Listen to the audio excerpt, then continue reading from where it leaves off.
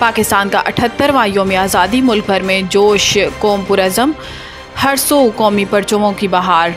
रात 12 बजते ही मुल्क के मुख्तलिफ इलाकों में नौजवान सड़कों पर निकल आए, जबकि जश्न आज़ादी की मुनासबत से हर सरसब्ज झंडों की बहार आ गई। इसके अलावा सरकारी और दीगर अहम इमारतों को भी जश्न आज़ादी की मुनासबत से बुरकी कमकमों के साथ सजाया गया। जश्न आज़ादी की मुनासबत से गवर्नर हाउस सिंध और गवर्नर हाउस खैबर पख्तूनख्वा में शानदार म्यूजिकल प्रोग्राम्स का इनेकाद किया गया। गवर्नर हाउस सिंध में आतिशबाजी के लिए दुबई से खसूसी टीम को मदऊ किया गया, जबकि मारूफ गुलकार आतिफ असलम और आबदा परवीन ने अपनी आवाज़ का जादू जगाया। 14 अगस्त का दिन इन कुर्बानियों की याद दिलाता है जो हमारे आबा व अजदाद ने एक तवील और लाजवाब जद्दोजहद के बाद पाकिस्तान को मार से वजूद में लाने के लिए दी।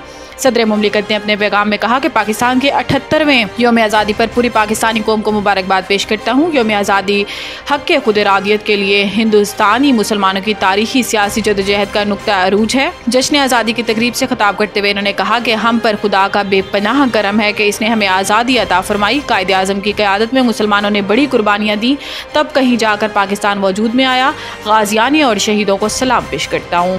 अफवाज पाकिस्तान को कमज़ोर करना मुल्क को कमज़ोर करने के मुतरादिफ है। आर्मी चीफ वतन अजीज़ के 77वें यौम आज़ादी पर पाकिस्तान मिलिट्री अकेडमी काकोल में आज़ादी परेड का इनेकाद किया गया, जिसमें army chief general Syed Asim Munir ने बतौर मेहमान खसूसी शिरकत की। आर्मी चीफ को सलामी के चबूतरे पर पहुँचने के बाद चाको चौबंद दस्ते ने सलामी पेश की। तकरीब का आगाज़ तिलावत कुरान पाक से हुआ, जबकि बानी पाकिस्तान मोहम्मद अली जिनाह की तकरीर सुनाई गई।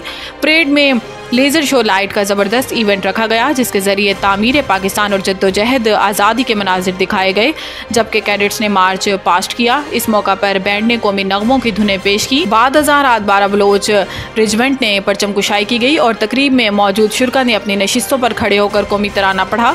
तकरीब में कैडेट्स, अफसरान के अहले खाना समेत दीगर मुअज़्ज़िज़ीन ने शिरकत की और कैडेट्स को मार्च पास्ट पर दाद पेश की। नज़्म व नस्क़ का मुज़ाहरा करने वाले नौजवानों ने वतन अजीज़ के लिए हर किस्म की कुर्बानी देने के अज़म का अदा किया।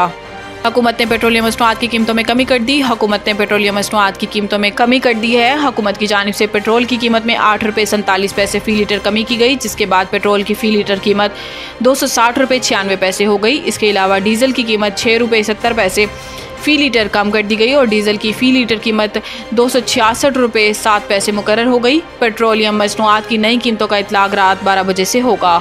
बलोचिस्तान हुकूमत ने चीफ जस्टिस पाकिस्तान की तरफ से तोहफ़तन दी गई अराज़ी कबूल कर ली। ज़राए के मुताबिक तोहफ़तन दी गई अराज़ी पर अवामी फ़लाह के लिए माहौलियाती मरकज़ कायम किया जाएगा, जिसमें सियाहों और तलबा के लिए मुख्तलिफ सरगर्मियाँ की जाएंगी।